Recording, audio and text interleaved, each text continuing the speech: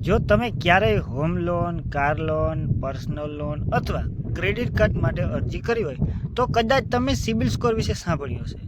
હવે ઘણા લોકોને લાગે કે જો તેમની આવક સારી હોય તો સરળતાથી આપણે લોન મળી જાય, પરંતુ હકીકતમાં બેંક સૌથી પહેલાં તમારી આવકની પરંતુ તમારો ક્રેડિટ ઇતિહાસ અને સિબિલ સ્કોર જોવે છે.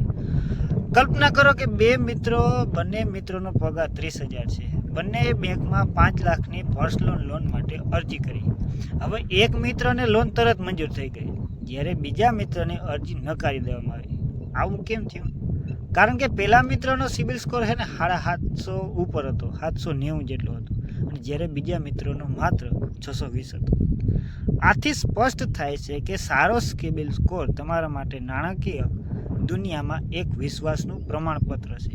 જો તમારો સ્કોર સારો હોય તો તમને લોન સરળતાથી મળી શકે, વ્યાજનો દર પણ ઓછો મળી શકે અને ક્રેડિટ કાર્ડની સારી ઓફર પણ મળી શકે. બીજી તરફ જો સ્કોર નબળો હોય તો લોન નકારાઈ શકે અથવા વધુ વ્યાજ ચૂકવવું પડી શકે. હવે સૌથી મોટો પ્રશ્ન છે કે સિબિલ સ્કોર શું છે?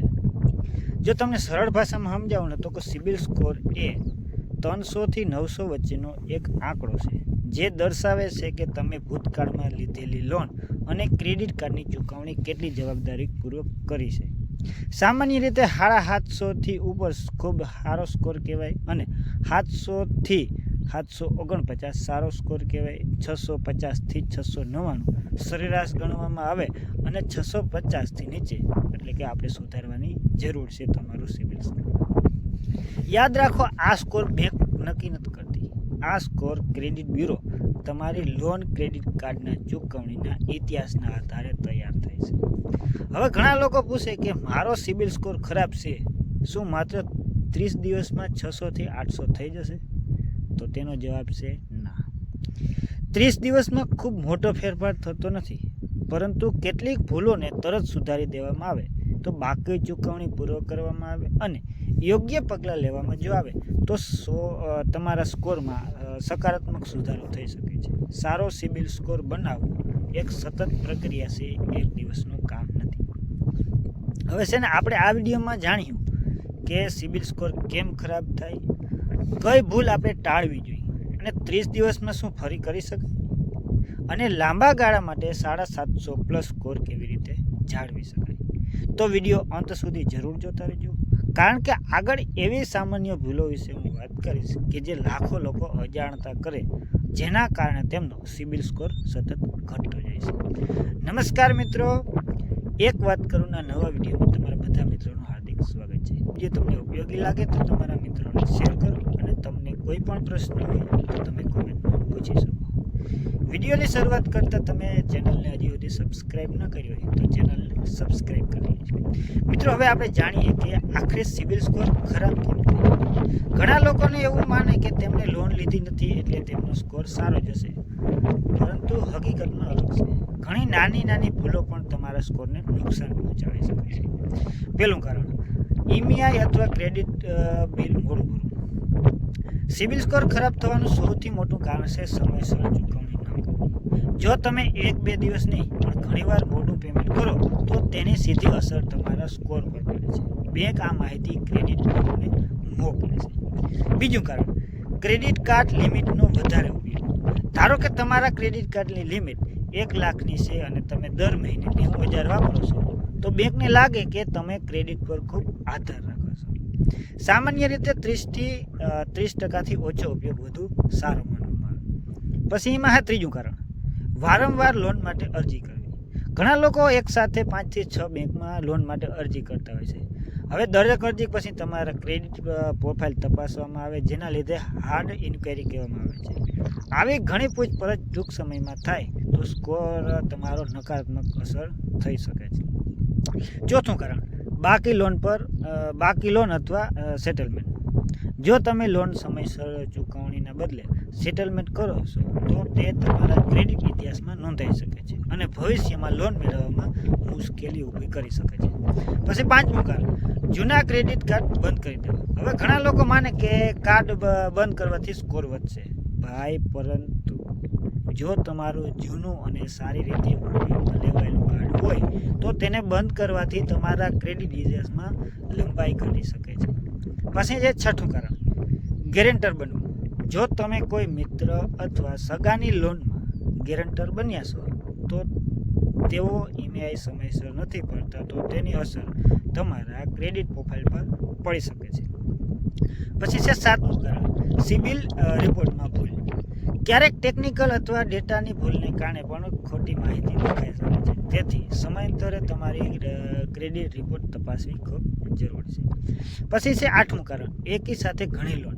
જો તમારી પાસે પહેલેથી જ ઘણી બધી ઈએમઆઈ ચાલતી હોય અને તમે નવી લોન લો તો બેંક તમને વધુ જોખમી ગ્રાહક તરીકે જોઈ શકે છે. પછી છે આપણે નવમું કારણ, લાંબા સમય સુધી ક્રેડિટ હિસ્ટરી ન લે. જો તમે ક્યારેય લોન ક્રેડિટ કાર્ડનો ઉપયોગ ન કર્યો તો તમારી ક્રેડિટ હિસ્ટોરી ઓછી હશે. આવી સ્થિતિમાં પણ બેંકને તમારા વિશે પૂરતી માહિતી ન મળતી હોવાથી નિર્ણય મુશ્કેલ બની શકે છે. પછી છે 10મું કારણ, માત્ર મિનિમમ ડ્યુ ભરવું. ઘણા લોકો ક્રેડિટ કાર્ડને માત્ર મિનિમમ ડ્યુ ભરી દે છે. આથી લેટ ફી ટળી શકે પરંતુ બાકીની રકમ પર વ્યાજ લાગતું રહે અને લાંબા ગાળે નાણાકીય ભાર વધી શકે છે. સિબિલ સ્કોર હશે ને એક દિવસમાં ખરાબ નથી થતો, પણ એ તમારા નાણાકીય આદતોનું પ્રતિબિંબ છે. સારી આદતો અપનાવશો તો સમય સાથે સ્કોર પણ સુધરશે. મિત્રો, હવે સૌથી મહત્વની વાત છે, જો તમારું સિબિલ સ્કોર ઓછો છે તો ગભરાવાની જરૂર નથી આમાં, કારણ કે યોગ્ય પગલાં તમે જો ભર્યું તો તમારા સ્કોરમાં સુધારો આવી શકે છે. ચાલો 12 મહત્વના ઉપાયો તમને જણાવો. પહેલો ઉપાય છે ઈએમઆઈ સમયસર ભરવા. સિબિલ સ્કોર સુધારવાનો સૌથી અસરકારક જો રસ્તો હોય ને તો એક ઈએમઆઈ અથવા ક્રેડિટ કાર્ડ બિલ મોડું ન ભરવું. શક્ય હોય તો બેંકમાં ઓટો ડેબિટ ચાલુ કરાવો, જેથી લીધે ટાઈમ થાય એટલે એનો હપ્તો છે, આપણે જે સાદી ભાષામાં હપ્તો કહીએ તેનો ટાઈમ થાય એટલે કપાઈ જાય. ક્રેડિટ કાર્ડનું સંપૂર્ણ બિલ ભરો. માત્ર મિનિમમ ડ્યુ ભરવાથી બચો. દર મહિને શક્ય હોય ત્યાં સુધી સંપૂર્ણ બિલ ભરો, જેથી વ્યાજ ન વધે અને તમારી ક્રેડિટ પ્રોફાઇલ સારી રહે. પછી છે ક્રેડિટ અલ્ટિજેશન 30% નીચે ન રાખો.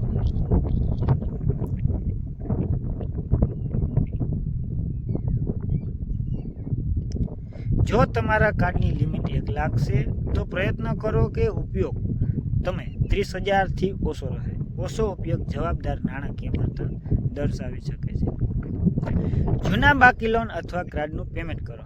જો કોઈ જૂની તમારી લોન બાકી છે તો સમય હોય તો વહેલી તકે એની ભરો. બાકી દેવું લાંબા સમય સુધી રાખવાથી ક્રેડિટ પ્રોફાઇલ તમારી નબળી પડી શકે છે. પછી એકી સાથે ઘણી લોન માટે અરજી ના કરવી. ક્યારેય દરેક નવી અરજી બેંક તમારી ક્રેડિટ તપાસે છે. વારંવાર અરજી કરવાથી નકારાત્મક અસર થઈ શકે. જરૂર હોય ત્યારે અરજી કરવી. એક લોન આપણી ચાલુ હોય અને બીજી લોન માટે અરજી કરવી એ તમારા નાણાકીય ફાઇનાન્શિયલ રિપોર્ટ ઉપર અસર કરે છે. પછી છે સિબિલ રિપોર્ટ તપાસો. તમારી ક્રેડિટ રિપોર્ટમાં કોઈ ખોટી લોન, ખોટું પેમેન્ટ સ્ટેટસ અથવા અન્ય ભૂલ દેખાડે તો સંબંધિત ક્રેડિટ બ્યુરો અથવા બેંક પાસે સુધારા માટે વિનંતી કરો. પછી લોન સેટલમેન્ટ કરતા પહેલાં વિચાર કરો. જો શક્ય હોય તો લોનનું સંપૂર્ણ પેમેન્ટ કરો. માત્ર સેટલમેન્ટ કરવાથી ભવિષ્યમાં લોન મેળવતી વખતે મુશ્કેલી આવી શકે છે. પછી ગેરેન્ટર બનતા પહેલાં વિચાર કરો. બીજી વ્યક્તિની લોનની જવાબદારી પણ તમારા પર આવી શકે છે. તેઓ સમયસર ચૂકવણી ના કરે તો તેની અસર તમારા ક્રેડિટ ઇતિહાસ પર પડી શકે છે. એથી ધ્યાન રાખો. તમારા ખર્ચ પર નિયંત્રણ રાખો. જેટલી જરૂર હોય એટલો જ ક્રેડિટનો ઉપયોગ કરો. આવક કરતાં વધુ ખર્ચ કરી દેવું વધે અને ઈએમઆઈ ભરવામાં મુશ્કેલી પડી શકે છે. પછી દર મહિને તમારા ખાતા પર નજર રાખો. બેંક સ્ટેટમેન્ટ અને ક્રેડિટ કાર્ડ સ્ટેટમેન્ટ નિયમિત તપાસો, જેથી કોઈ અજાણી ટ્રાન્ઝેક્શન અથવા ભૂલ સમયસર પકડાઈ જાય. પછી છે ધીરજ રાખો.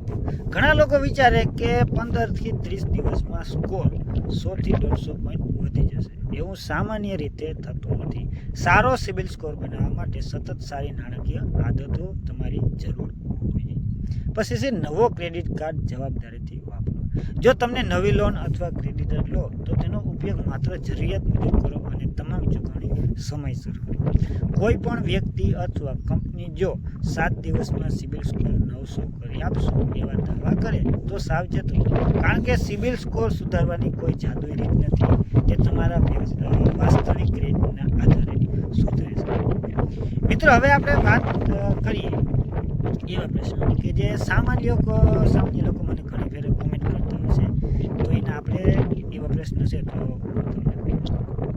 પહેલો પ્રશ્ન, સિબિલ સ્કોર કેટલા દિવસમાં અપડેટ થાય? હવે જો તમે તમારી ઈએમઆઈ અથવા ક્રેડિટ કાર્ડનું બિલ સમયસર ભરો છો તો તેની માહિતી બેંક ક્રેડિટ બ્યુરોને મોકલે છે. હવે સામાન્ય રીતે અપડેટ થવામાં ને થોડા અઠવાડિયાથી લઈને લગભગ 1-2 મહિના જેટલો સમય લાગે છે. એટલે આજે બિલ ભર્યું અને કાલે સ્કોર વધી ગયો એવું સામાન્ય રીતે નથી થતું. પછી છે બીજો પ્રશ્ન, કેટલો સિબિલ સ્કોર સારો કહેવાય? હવે સામાન્ય રીતે 750 કે તેથી વધુ ખૂબ સારો કહેવાય, 700 કે 749 એ સારો કહેવાય, અને 650 થી લઈ અને 699 એ સરેરાશ કહેવાય, અને 650 થી નીચે સુધારવાની જરૂર છે. જો 650 ની નીચેનો તમારો સિબિલ સ્કોર હોય તો એને તમારે સુધારવાની જરૂર છે. અલગ અલગ બેંકોમાં પોતાના માપદંડ હોઈ શકે છે, પરંતુ 750 થી વધુ સ્કોર સામાન્ય રીતે મજબૂત માનવામાં આવે છે. પછી છે લોન ન લીધી હોય તો સિબિલ સ્કોર બને? હવે ઘણા લોકો માને કે લોન ના હોય એટલે સ્કોર 900 હશે, પરંતુ હકીકતમાં જો તમે ક્યારેય લોન કે ક્રેડિટ કાર્ડનો ઉપયોગ ના કર્યો હોય તો તમારી ક્રેડિટ હિસ્ટરી ઓછી અથવા ઉપલબ્ધ ના હોઈ શકે. એટલે જવાબદારીપૂર્વક ક્રેડિટનો ઉપયોગ પણ મહત્વનો છે. પછી છે ચોથો પ્રશ્ન, સિબિલ સ્કોર એક વખત ખરાબ થાય તો ક્યારેય સુધરે નહીં? ના ભાઈ, એવું ના હોય. જો તમે સમયસર ઈએમઆઈ ભરો, બાકી લોન ચૂકવો, ક્રેડિટ કાર્ડનો તેનો યોગ્ય ઉપયોગ કરો અને નવી ભૂલ ના કરો તો સમય જતાં સ્કોરમાં સુધારો થઈ શકે છે. હવે છે વારંવાર સિબિલ સ્કોર ચેક કરવાથી સ્કોર ઘટે? આવું કોને કીધું? જો તમારો પોતાનો સ્કોર જોવા માટે કરેલી તપાસ સામાન્ય રીતે સ્કોર ઘટાડતી નથી, પરંતુ વારંવાર નવી લોન માટે અરજી કરવાથી બેંકો દ્વારા થતી ક્રેડિટ તપાસની અસર થઈ શકે છે. 5 આદતો છે તમારે જે યાદ રાખવાની. દરેક ઈએમઆઈ સમયસર ભરો, ક્રેડિટ કાર્ડ લિમિટનો 30% થી ઓછો ઉપયોગ કરો, એકી સાથે ઘણી બધી લોન ના લ્યો, અરજી ના કરો, અને ક્રેડિટ કાર્ડ લિમિટ સમયાંતરે ચકાસતા રહો. કોઈ પણ ઝડપથી સ્કોર વધારવાના ખોટા વાંચનો આપતા હોય તો એના પર ક્યારેય વિશ્વાસ ના કરો. મિત્રો, સિબિલ સ્કોર માત્ર એક નંબર નથી, તે તમારા નાણાકીય શિસ્ત અને વિશ્વસનીયતાનું એક પ્રતિબિંબ છે. જો આજે તમે યોગ્ય નાણાકીય આદતો અપનાવશો તો ભવિષ્યમાં હોમ લોન, કાર લોન અથવા બિઝનેસ લોન લેવી વધુ સરળ બની શકે છે. જો તમને આ માહિતી ઉપયોગી લાગી હોય તો વિડીયોને લાઈક કરી દો, શેર કરી દો તમારા મિત્રોને કે જેને સિબિલ સ્કોર વિશે માહિતી ના હોય, અને આપણા ચેનલને સબસ્ક્રાઈબ કરવાનું ભૂલતા નહીં. એક વાત કરો અને કોમેન્ટ જરૂર કરજો કે તમારો સિબિલ સ્કોર કેટલો છે, અથવા આગળ કયા ફાઇનાન્શિયલ વિષય ઉપર તમારે ચર્ચા અથવા એના વિશે ડિટેલ વિશે માહિતી જોઈ તો કોમેન્ટમાં જરૂર પૂછી શકો.